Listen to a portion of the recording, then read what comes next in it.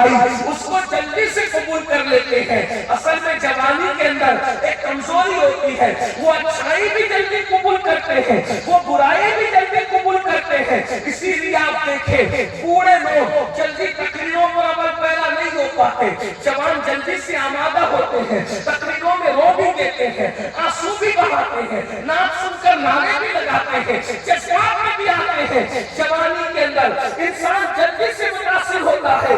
اسی لیے آپ دیکھیں اللہ اکبر, طائف کے بڈھوں نے رسول اللہ کی دعوت کو رد کیا, اسی طرح سے مکے کے بڈھوں نے رسول اللہ کی دعوت کو رد کیا, لیکن جتنے جوان تھے انہوں نے رسول اللہ کی دعوت کو قبول فرمایا. آپ دیکھتے چلے جائیں مکہ المکرمہ میں جتنے اسلام قبول کر رہے ہیں ان سب کی تعداد اکثریت میں جوانوں کی ہے. اللہ اکبر. سیدنا صدیق اکبر ان میں سب سے زیادہ عمر دراز تھے, ان کی عمر بھی 38 سال تھی. جب انہوں نے اسلام قبول کیا تو وہ 38 سال کے تھے. حالانکہ 38 سال میں بھی بڑھاپا شروع نہیں ہوتا. یعنی صحابہ میں سب سے عمر دراز مکہ المکرمہ میں سیدنا صدیق اکبر ہے, اور ان کی عمر بھی 38 سال کی تھی جب انہوں نے اسلام قبول کیا. اسی لیے تو سیدنا انس بن مالک رضی اللہ تعالیٰ فرماتے ہیں کہ جب اللہ کے رسول صلی اللہ علیہ وسلم ہجرت کر کے تشریف لائے مدینہ منورہ تو اس وقت اللہ اکبر کوئی بھی ہمارے یہاں سفید ریش نہیں تھا سوائے ابو بکر صدیق کے. وہ مہندی لگاتے تھے اور مہندی کی وجہ سے ان کے بال جو ہے بالکل ڈارک سرخ تھے. اللہ اکبر, اللہ اکبر. اندازہ فرمائے میرے آقا علیہ الصلوۃ والتسلیم کے کالے دیوانوں, تو جوانوں کی یہ کمزوری ہے کہ وہ اچھائی کو بھی جلدی قبول کرتے ہیں اور وہ برائی کو بھی جلدی قبول کرتے ہیں. اور خاص طور پہ مسلم جوانوں کو ٹارگٹ کیا جا رہا ہے, کبھی نشے کے اعتبار سے, کبھی زنا کے اعتبار سے, کبھی گندی فلموں کے اعتبار سے, اور اس قدر اس کے اندر اس کو مصروف رکھنے کی کوشش کی جا رہی ہے کہ حالات کا ادراک نہ ہو سکے. دنیا کے اندر جتنی بھی تباہی بچے مسلم جوان فیس بک پر ہی ڈوبا رہے, یوٹیوب کی دنیا ہی میں غرق رہے, ویب سائٹ کی دنیا ہی میں غرق رہے, سنا کی دنیا ہی میں غرق رہے, گندی فلموں کی دنیا ہی میں غرق رہے. اس کو احساس بھی نہ ہو سکے کہ ملت کا سرمایہ لٹ رہا ہے, قوم تباہ ہو رہی ہے, قوم کی بچیاں ابتدا کے قریب جا رہی ہے, کفر و شرک کا دورہ کرنے کی بات کی جا رہی ہے. مسلم امت کو غریب, مفلس اور ان پڑھ جاہل بنا کر ان کو غلام بنانے کا منصوبہ بن چکا ہے.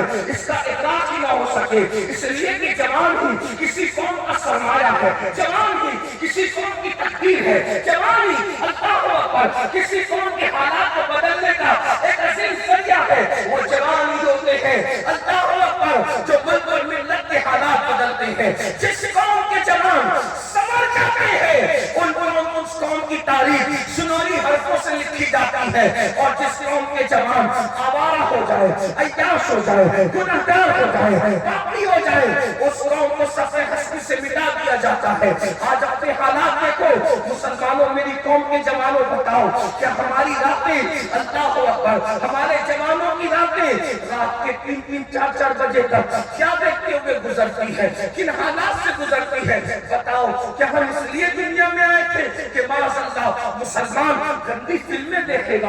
اندازہ تو کریں جس مذہب میں نگاہ کے تقدس کا عالم یہ ہے, خاص طور پہ جوانوں کی توجہ, جس قوم کے اندر نگاہ کی تقدس کا عالم یہ ہے کہ اللہ اکبر سید الطائفہ حضرت جنید بغدادی فرماتے ہیں ہو سکے تو عورتوں کے کپڑوں کو دیکھنے سے بھی بچا کرو. یعنی جو کپڑے عورتیں پہنتی ہے اور ابھی انہوں نے پہنا نہیں ہے, سمجھانے کے لیے تھوڑی وسعت کا سہارا لے رہا ہوں. یعنی کسی دیوار پر کسی عورت کے کپڑے سوکھ رہے ہو, کسی رسی پر کسی عورت کے کپڑے پھیلے ہوئے ہو, یعنی آپ سمجھ سکتے ہیں عورت نے بھی کپڑے پہنے نہیں ہے, اس کے پہننے کے کپڑے کہیں رکھے ہوئے ہو. سید الطائفہ فرماتے ہیں عورتوں کے کپڑے دیکھنے سے بھی پرہیز کیا کرو, کیونکہ اس سے بھی دل میں گناہ کا جذبہ پیدا ہوتا ہے. جو ڈھیلا عورتوں کے سوکھتے ہوئے کپڑوں کو دیکھنے سے بھی بطور تقویٰ پرہیز کی تعلیم ملتا ہوتا ہے۔ آج اگر اس قوم کے جوان عورتوں کو ننگی اور مردوں کو ننگا زنا کرتے ہوئے دیکھ رہے ہیں تو اس قوم کو تباہی سے کون بچا سکتا ہے؟ اس قوم کو بربادی سے کون بچا سکتا ہے؟ اور یاد رکھنا، جس دجالی نظام کا ہم حصہ بن رہے ہیں اس میں تعلیم کی طرف توجہ نہیں، اس میں قوم کی ترقی کی طرف توجہ نہیں، اس میں قوم کی بیٹیوں کی عزت اور عصمت کو جو لٹایا جا رہا ہے اس کی طرف توجہ نہیں۔ میرے پیارے آقا صلی اللہ علیہ وسلم کے پیارے دیوانوں، ایک نشہ ہے، نشہ صرف شراب کا نہیں ہے بلکہ شراب کے نشے سے زیادہ میری قوم کو اس وقت انٹرنیٹ کا نشہ ہے۔ شراب کے نشے میں تو شرابی ملوث ہے، مگر انٹرنیٹ کے نشے میں تو دیندار کہلانے والا طبقہ بھی ملوث ہوتا ہے۔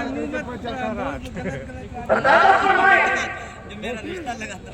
شراب کا نشہ کرنے والا کتنا ہے، ذلیل ہو سکتا ہے، پکڑا جا سکتا ہے، اس کو لڑائی ہو سکتی ہے، مگر جو لوگ انٹرنیٹ کے نشے کے اندر ملوث ہیں وہ تو نرم نرم گدوں پر بہت خاموشی کے ساتھ اپنی نفسانیت کو تسکین فراہم کر رہے ہیں۔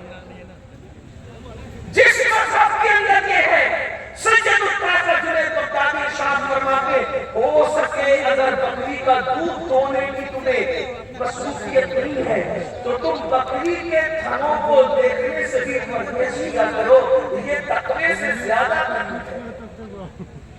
یہ صوفیہ کی تعلیم ہے، یہ اللہ والوں کی تعلیم ہے۔ کہاں بکری کے تھنوں کو دیکھنے سے بچنا تقوی سے زیادہ قریب کی تعلیم، اور کہاں آج کا نوجوان زنا کی فلمیں موبائل کے اندر بھر کے رکھا ہے۔